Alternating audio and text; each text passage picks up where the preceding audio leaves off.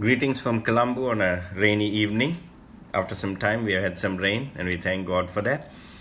So, thank you for joining me on our study on Ephesians chapter 1, verse 4, our daily study. We have come to the end of chapter 1 and verse 4. For he chose us in him before the creation of the world to be holy and blameless in his sight. In love. Now those two words are actually connecting to chapter 1 and verse 5. So I take it up with verse 5. So if I read verse 5 with this in love, it would sound like this. In love, he predestined us for adoption to sonship through Jesus Christ in accordance with his pleasure and will. So these words show us that divine love is being expressed here is unparalleled. John 3:16 again, for God so loved the world that he gave his one and only Son, that whoever believes in him shall not perish but have everlasting life or eternal life. So verse 5 of Ephesians, he predestined us for adoption to sonship through Jesus Christ in accordance with his pleasure and will. This verse and a few others, the succeeding verses, are full of theological meaning. If you remember, the first spiritual blessing that Paul teaches us in Ephesians is from verse 4. For he chose us in him. Now in verse 5, he gives us the second of the many spiritual blessings. That is, he predestined us. For he chose us in him, and now he predestined us. Though somewhat related to election or choosing, predestination is not the same. Election pictures God's choice of people for salvation. But predestination goes one level higher. It's an advance on election. So predestination means that God has determined ahead of time who would be saved and in addition to that, who would be adopted into his family to sonship or daughtership. Now he could have saved us without making us his children, but he chose to do both. Let me explain that again. Election, he just chose us, he chose people for salvation, depending on who would believe in him. But predestination goes one step further, that is, not just being satisfied with electing us for salvation, he has also adopted us into his family as his children, to sonship, as the Bible says. So he chose to do both, elected us and also predestined us. On his commentary on the Colossians, and he talks about predestination and election, and also in terms of combining both of them, he said, foreknowledge, which is only another phase of electing love, no more changes the nature of the future incident than after acknowledge, or rather after knowledge can affect a historical fact. Now God's grace fits men for heaven, but men by unbelief prepare themselves for hell. It is not man's non-election, but his continued sin that leads to his eternal ruin. So God elected us, he chose us before he laid the foundations of the world as to who should be saved. And there is also human element there, knowing who would accept him, who would trust in him, who would accept the gospel. Accordingly, God chose us.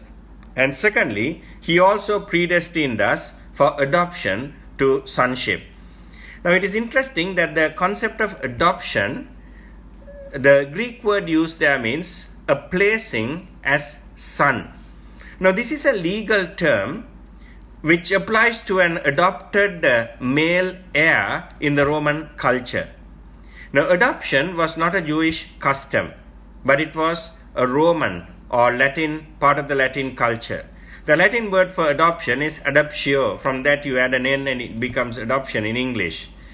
If you look at the early Roman emperors belonging to the house of Julian, which is starting with Julius Caesar, for example, Octavian was a grandnephew of Julius Caesar. So Julius Caesar adopted him, and Octavian became Augustus Caesar and took control of the Roman Empire after that. So it is basically a Roman custom. Now we become the children of God by new birth, by being born again. But we become sons of God by adoption. So in the New Testament, adoption means placing a believer in the family of God as a mature adult child with all the privileges and responsibilities of sonship. Now let me repeat that, that's important. In the New Testament, we are going to read some verses here. Adoption basically means placing a believer in the family of God as a mature adult son or child with all the privileges and responsibilities of sonship. With privileges come responsibilities. Galatians 4:4-7. But when the time had fully come, God sent his Son, born of a woman, born under law, to redeem those under law, that we might receive the full rights of sons. Because you are sons, God sent the Spirit of his Son into our hearts, the Spirit who calls out, Abba, Father. So you are no longer a slave, but a son. And since you are a son, God has also made you an heir. So it is very clear that we were born under the law, and now we are redeemed from the law. We are no longer slaves. If you are under the law, we are slaves. We are no longer slaves because we are under grace, and we are now sons and daughters of God. And if you are sons and daughters of God, we are also heirs of God. So the spirit of adoption plants this instinct within our hearts to call God as Father. Ours is the only faith system where we have the privilege of calling God Father. In fact, there are other faith systems where if you call God as your Father, it amounts to blasphemy, and you can be punished according to the rules of that faith system. But our God truly becomes our Father, and we can truly cry out to him and say, Abba, Father. Every time we pray, we start our prayer by saying, Our Father in heaven. So we as adopted sons are also heirs of God, and we are joint heirs with Christ. Romans 8:17 and Romans 8:23. Now if we are children, then we are heirs, heirs of God and co-heirs with Christ, if indeed we share in his sufferings, in order that we may also share in his glory. Romans 8:23. Not only so, but we ourselves who have the first fruits of the Spirit groan inwardly as we wait eagerly for our adoption as sons, the redemption of our bodies. So becoming sons of God or daughters of God, or becoming children of God, being adopted into his family, we share in God's glory. We share in the glory of Christ. At the same time, there are responsibilities. We are also called to share in his sufferings. So this is what adoption is all about. So we are no ordinary people because we are now sons and daughters of the Almighty God. Of course, we are not sons of God in the same way the Lord Jesus is. The Lord Jesus is the only begotten. He is co-eternal and coexisting with God the Father. But we are sons through adoption, a different kind of relationship. But God adds us into his family. So he predestined us for adoption to sonship through Jesus Christ. Now God could never have brought us into this position and this nearness and dearness that comes from being children of God as long as we were in our sins. So the sin question had to be sorted out. As long as there was sin, we were a race at enmity with God, and we were enemies of God, and there was a block there right between a barrier that separated God from us. If you think of the veil in the most holy place, separating the most holy place or the Holy of Holies in the tabernacle or in the temple, that was a barrier that kept people from going into the presence of God. So the sin question had to be settled. So the Lord Jesus, the second person of the Trinity, the eternal Word, the Logos, God Himself, came into this world and settled the sin question to the satisfaction of God the Father by His supreme sacrifice at Calvary. It is the infinite value of the sacrifice of the Lord Jesus Christ on Calvary that provides a righteous basis on which God can adopt us to sonship and daughtership. So it is because of Calvary, the finished work of Christ at Calvary, that we are now sons and daughters of God. So He predestined us. For He predestined us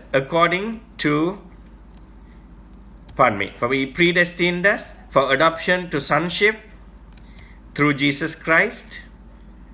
And now we come to the last part of verse 5, in accordance with His pleasure and will. This is the sovereign motivation behind our predestination. Why did God choose us? Why did God elect us? Why did He predestine us to be adopted as sons and daughters? He did it because of His pleasure and will. So God wanted to surround Himself with His sons and daughters who are conformed to the image of His only begotten Son, the Lord Jesus, with Him and like Him forever. So the Lord has saved us through Christ, and He is making us Christ-like so that He will have us surrounding Him in heaven itself as sons and daughters of the living God through adoption. Now we come to verse 6. To the praise of His glorious grace, which He has freely given us in the one He loves. To the praise of His glorious grace. See, the object and result of all God's gracious dealings with humanity is for His own glory, for the glory of God. And He says, which He has freely given us. It's a beautiful phrase. In other words, we are highly favored. Interestingly, the Greek word, which is, it's one word in Greek, but in English it is 5 words, which He has freely given, basically is the same word that is used in Luke chapter 1 and verse 28 to see Mary in Nazareth of Galilee and tells her, you are highly favored. So the phrase He has freely given us, you are highly favored, both of these means the same, which means we are all recipients of God's grace. He has freely given us in the one He loves. Now this is a messianic title, the one He loves. If you look at your English Bible, one starts with a capital O because it refers to the Lord Jesus Christ. It's one of His names, the one. So this is a messianic title which emphasizes the love already referred to in the previous verse. In love, He predestined us. We saw that. So love here, the root of this word that is translated as love here is the noun charis, which means grace.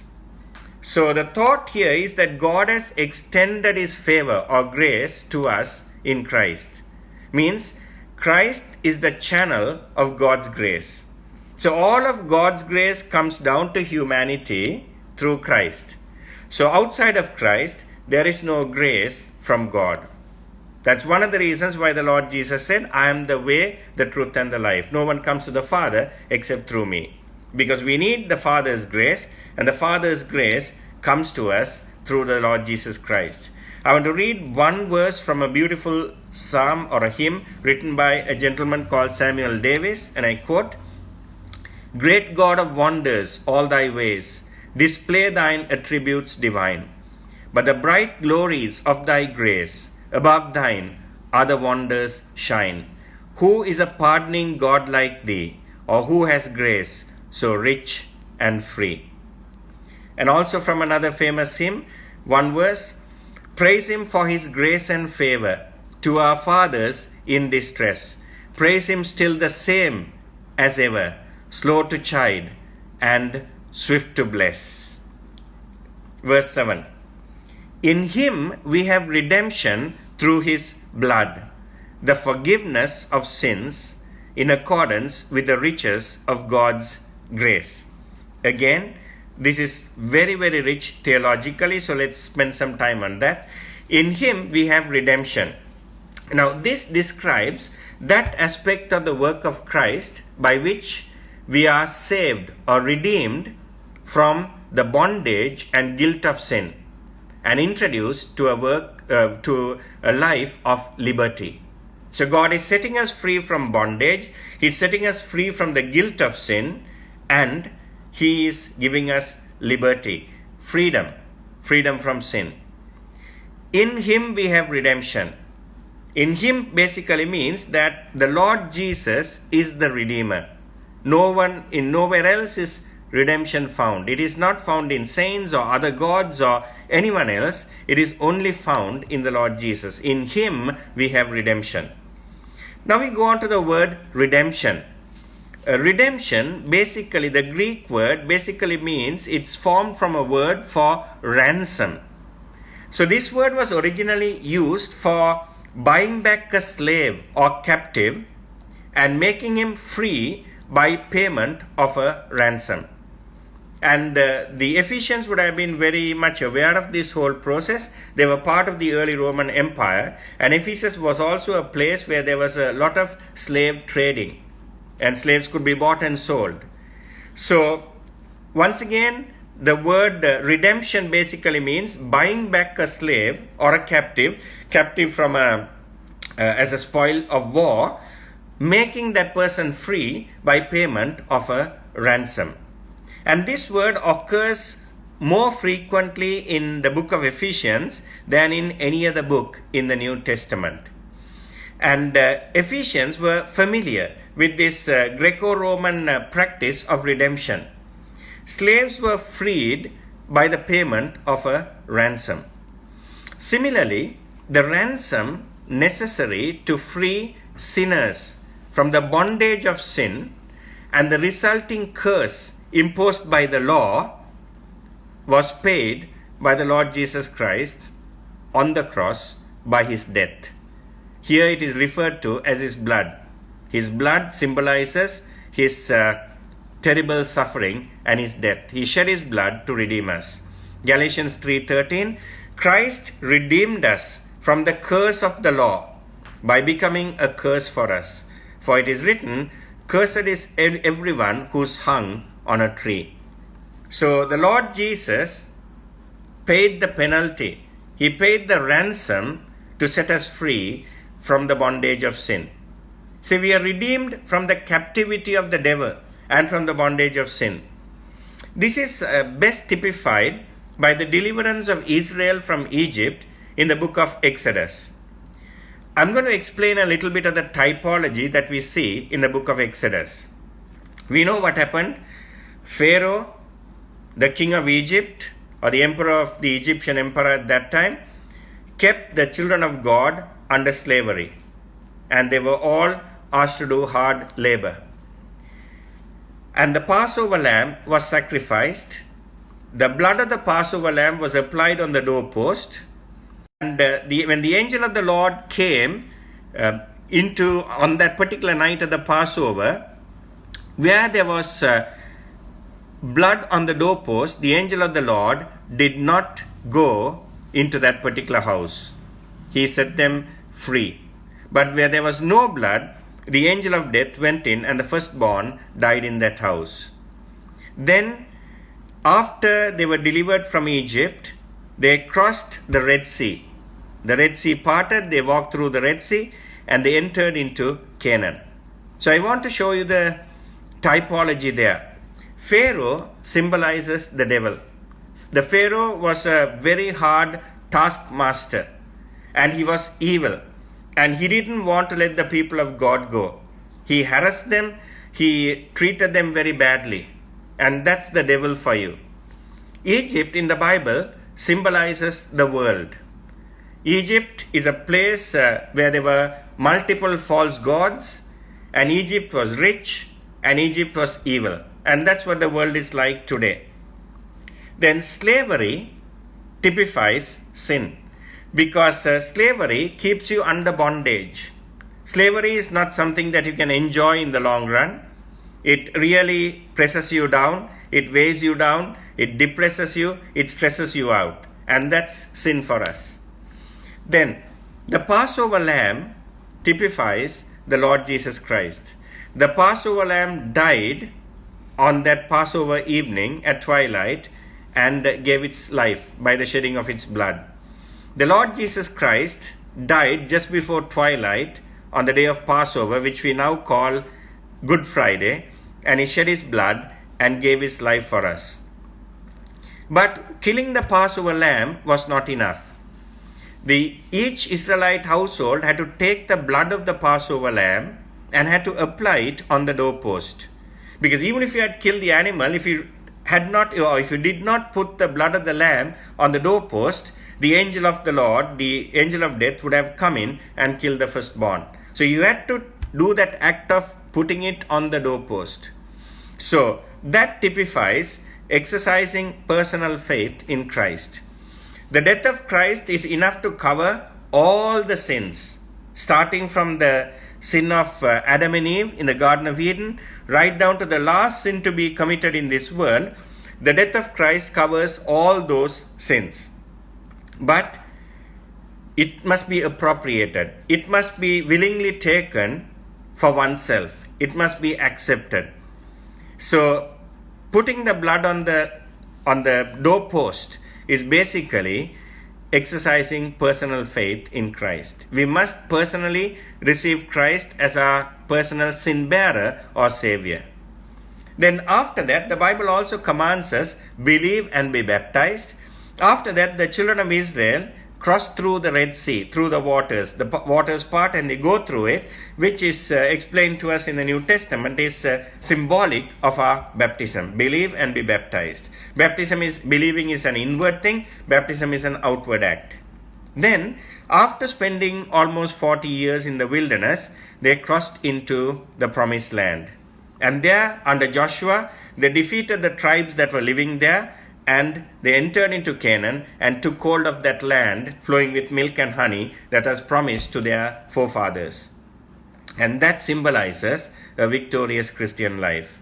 After we are saved, we are baptized in obedience to God's word, and then we enter into a victorious Christian life. We battle, Ephesians 6 talks about it, we battle against the forces of evil, against darkness in the high places, principalities and powers, as the Bible tells us, and we are victorious. So this is the typology of redemption of Israel, and we see that in ourselves. So God delivers us from the devil, from the world, and from sin. And this is done by the death of the Lord Jesus and by the shedding of his blood. And when we apply that blood to ourselves, when we personally exercise faith in Christ, then we become his children. We are brought into his family. We become his sons and daughters by adoption. And then we are baptized, which is typified by the crossing of the Red Sea. Then we enter into a victorious Christian life. So remember, this book is all about the victorious Christian life. Because we saw last time that the book in the Old Testament that is parallel to the book of Ephesians is the book of Joshua. So in Joshua, the people enter into the promised land and they defeat the enemies and they take over the land and they live in the land flowing with milk and honey. So this book is about how we can be victorious in our Christian life, to have a victorious Christian life. And for that, by way of introduction, Paul is explaining to us how we are qualified to cross the river Jordan and into the promised land in our lives. So, in him we have redemption. That's what I've just explained. By his blood, or through his blood. Now, the blood was the price paid as ransom for our sins. I want to read two verses from two portions of God's word. Romans 11, verse 25.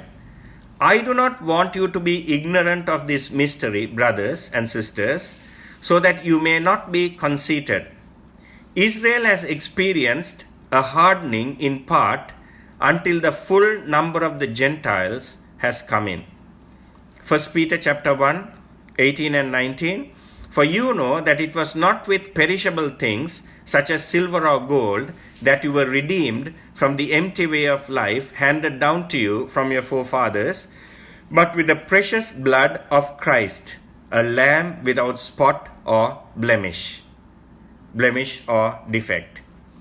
So we see that the price that used to be paid for redeeming slaves were generally in silver. You pay silver coins.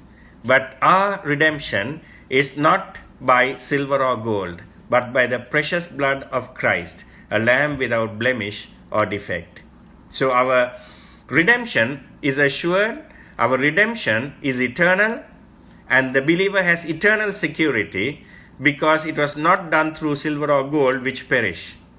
It was carried out through the blood, the precious blood of our Lord Jesus Christ, who is a lamb without spot or blemish.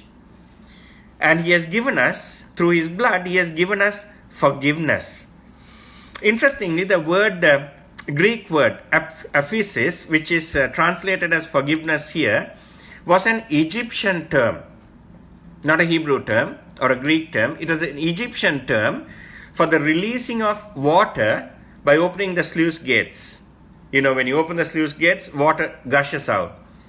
It was also used in the ancient times by the Hebrews for the release of land from the payment of taxes.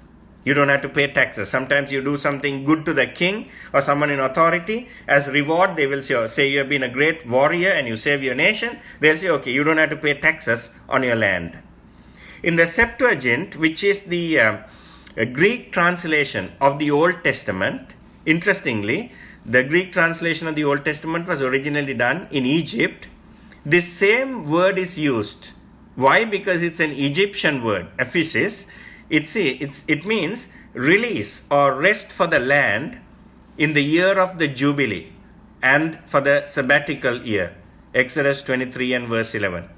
Remember, every 7th year you have to give rest to the land. And the 50th year you have to give rest to the land. That is what you call the year of the Jubilee.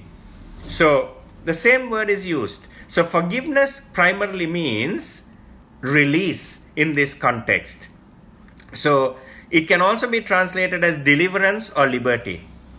But the thought here is about forgiveness is that we owe God a debt, and God has paid the debt himself. It's like I owe you money, and instead of carrying out your legal right to sue me and get the money from me, you settle the debt on my behalf to yourself. So this is what our redemption is all about. Because of our sin, we are in a terrible debt to God, which we cannot pay. But God paid the debt by himself. Isn't that a great and a wonderful thought? And this is what our Savior has done for us on the cross at Calvary. So every time we should be grateful to God. Our hearts must be overflowing with gratitude. See, we have looked at redemption and forgiveness. Now, redemption has to do with a person. Forgiveness has to do with an offense.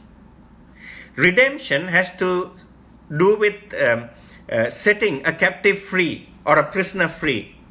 Forgiveness has to do with paying or settling a debt. I want you to get the real meaning of this, so I will repeat this. Take redemption and forgiveness. Redemption has to do with a person, set a person free. Forgiveness has to do with an offense. You have to pay for an offense. You've done something wrong, you have to pay the price for it, pay the penalty for it. Redemption has to do with setting the captive or the prisoner free. He is no longer a captive, no longer a prisoner. He is now free to go and lead an independent life. Forgiveness has to do with paying or settling a debt. So the Lord Jesus did both for us. He redeemed us and he forgave us. Through his death, forgiveness and redemption are now possible. So this forgiveness or redemption is of sin. The Greek word there is paraptoma, which basically means a false step, wrong step, a blunder, a misdeed, or a trespass. So it can also be translated as an offense or a fault. Interestingly, the Hebrew word translated as sin in the Old Testament is a term of archery, which basically means missing the mark. Say if you miss the mark by 1 millimeter, or if you miss the mark by 1 kilometer, both have missed the mark. Even though one person has missed by a little bit, other one by a greater amount, it doesn't matter. Both are sinners, both have missed the mark. In history, all of us have missed the mark. As far as I know, there are only two people who have always hit the mark. One is Robin Hood, other one is William Tell, and both are legends and they are not real people. So for all have sinned and come short of the glory of God. We have all missed the mark, but God has given us redemption. God has given us forgiveness. And to end that verse and to end our study today, in accordance with the riches of God's grace. If we can measure the riches of God's grace, then we can measure how fully He has forgiven us. We cannot measure God's grace. We cannot measure the riches of God's grace because our God is eternal. He is infinite. We cannot measure it. His grace is infinite. So is His forgiveness. He has forgiven us of all our sins, past, present, and future. So all glory to God. I'm sure we are encouraged by God's word today. Think of it. He has redeemed us. He has set us free. He has also forgiven us. In other words, we have freedom in Christ. We are no longer under bondage to this world, to the devil, or to sin. So we are free from that. Secondly, He has also forgiven us our sins. He has removed our offenses, our defects, our faults, and He has thrown them or removed them as far as the east is from the west. And this is all due to God's grace.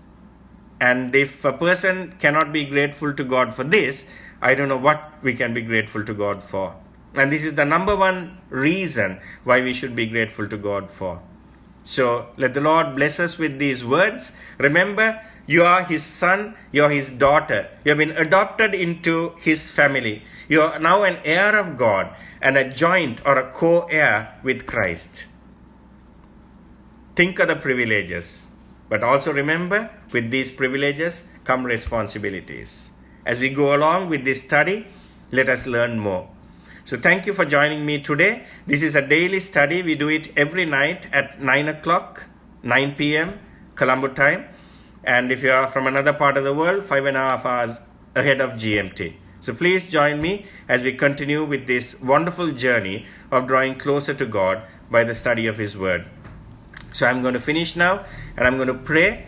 But after I finish, I will also put this recording up, upload it to my Facebook page, and you can watch it again. Let us pray.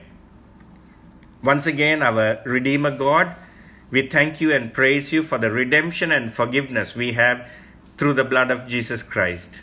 Lord, He has predestined us through the blood of Christ, Father. You have brought us into Your family and You have adopted us as Your sons and daughters. You have given us the privilege of sonship. Lord, we thank You that we have now been set free from sin, from the world, from the devil. And now we are seated in the heavenly realms in Christ Jesus. Thank You, Lord, for this great and marvelous privilege. Lord, we thank You for Your infinite grace. Lord, it's immeasurable.